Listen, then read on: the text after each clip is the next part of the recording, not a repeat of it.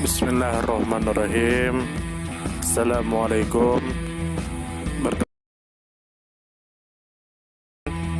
Semoga kita baik-baik saja dan semoga kita masuk surga. Amin. Haji Anang Abdul Hamidan lahir tanggal 25 Februari tahun 1909, wafat tanggal 21 Agustus tahun 1997 atau yang lebih dikenal sebagai A.A. Hamidan adalah seorang pejuang dan wartawan dari Kalimantan Selatan. Hamidan mendirikan Suara Kalimantan pada tanggal 5 Maret tahun 1942. Ia juga membawa berita kemerdekaan Indonesia ke Kalimantan pada tanggal 24 Agustus tahun 1945 dengan menggunakan pesawat Jepang. Ia lahir di Rantau, Tapin pada tanggal 25 Februari tahun 1909. Ia menempuh pendidikan di Europese Lagere School di Samarinda, kemudian melanjutkan ke Gemontelik Mulo Evensol di Batavia Genrum, sekarang Jakarta karena politik etis Belanda yang pada saat itu membolehkan mereka yang bukan ningrat untuk melanjutkan pendidikan mereka.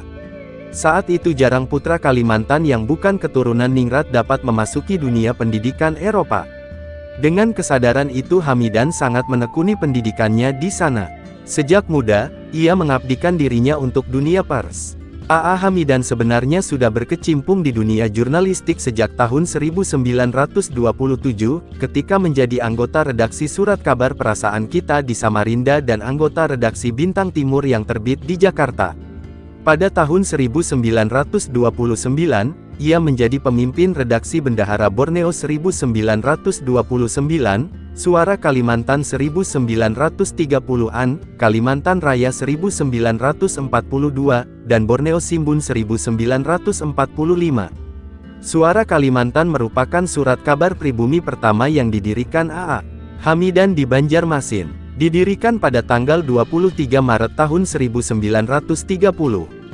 Pengaruh dari surat kabar ini besar. Langkah Anang Abdul Hamidan itu kemudian diikuti wartawan pribumi lainnya. Dalam tempo singkat, 14 koran, majalah terbit di Borneo Selatan dalam kurun waktu 1930 sampai 1942.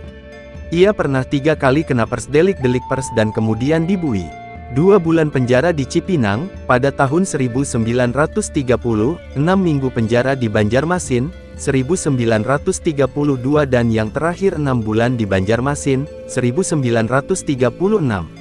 Memang, pada saat itu, umumnya wartawan atau pemimpin redaksi rata-rata adalah anggota organisasi partai politik. Pada tanggal 13 April tahun 1938, ia mengikuti konferensi wartawan di Bandung, Jawa Barat. Ia menulis dalam artikel kalau menghadapi suatu persdelik, di masa itu, boleh dikata suatu surat kabar tanpa merasakan persdelik, bagaikan sayur tanpa garam, hambar. Pada zaman Jepang, tepatnya pada tanggal 5 Maret tahun 1942 ia menerbitkan Surat Kabar Kalimantan Raya.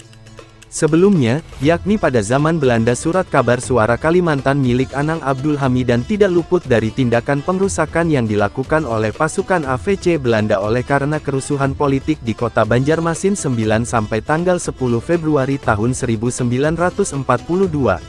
Bahkan, pengrusakan dinomor satukan dibandingkan dengan fasilitas khusus dan fasilitas umum lainnya yang ada di kota ini.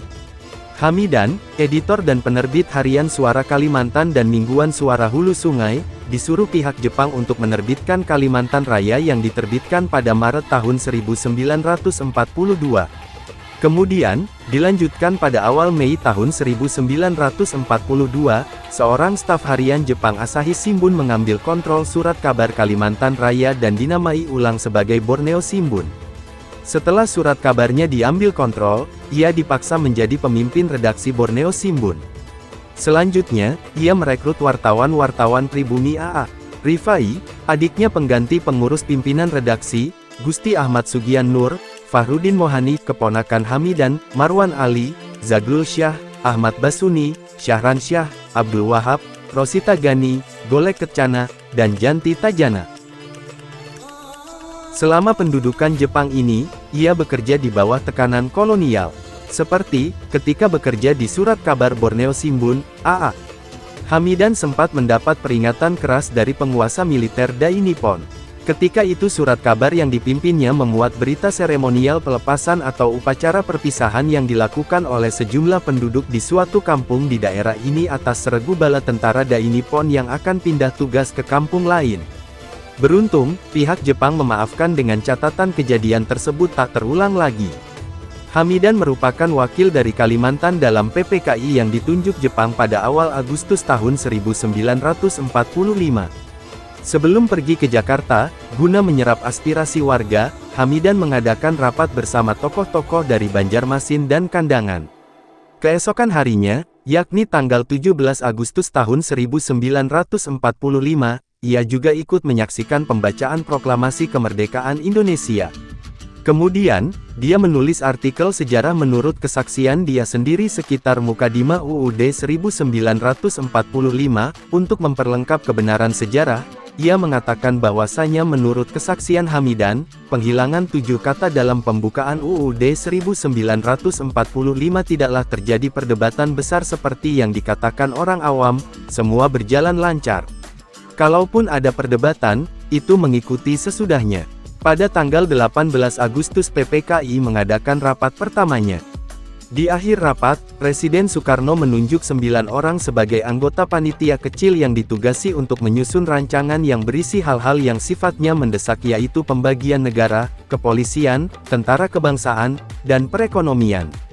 Keesokan harinya, pada dini hari tanggal 19 Agustus Otto Iskandardinata mengadakan rapat.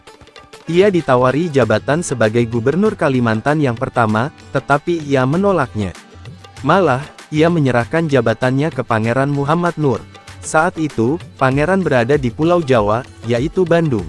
Adapun, hasil yang diperoleh dari panitia kecil itu adalah Pangeran Moh Nur menjadi calon gubernur. Bersama A.A. Rifai adik Hamidan pada tanggal 24 Agustus mereka datang dari Jawa untuk membawa berita kemerdekaan. Selanjutnya, Borneo Simbun yang ada di Banjarmasin dan Kandangan juga ikut menyiarkan berita proklamasi tersebut, termasuk menyiarkan UUD 1945, pengangkatan Pangeran Muhammad Nur sebagai Gubernur Kalimantan.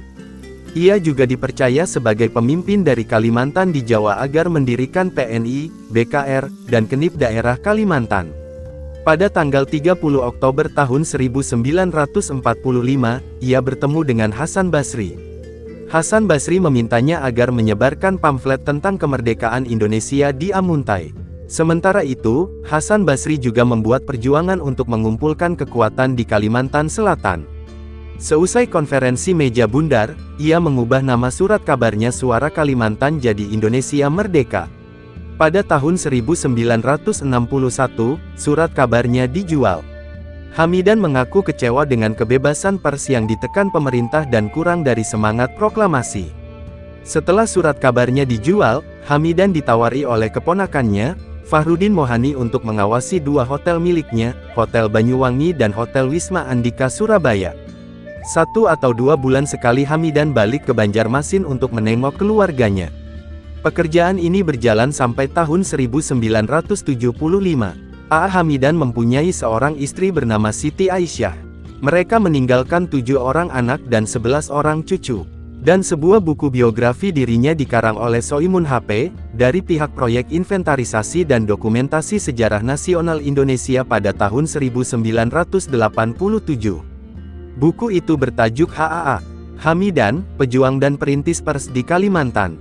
Penghargaan Bintang Mahaputra Pratama dari Presiden Republik Indonesia 1992. Sumber https://it.m.wikipedia.org/w/index.php. Titel sama dengan A.A. Hamidan dan Divon Lee sama dengan True.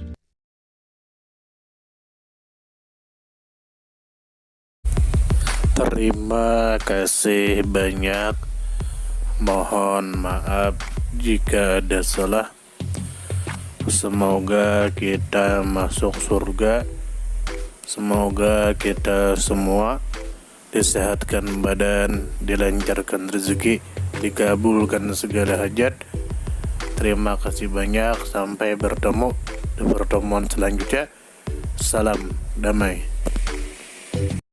Terima kasih. Semoga kita baik-baik saja. Mohon maaf Terima kasih, semoga kita baik-baik saja. Mohon maaf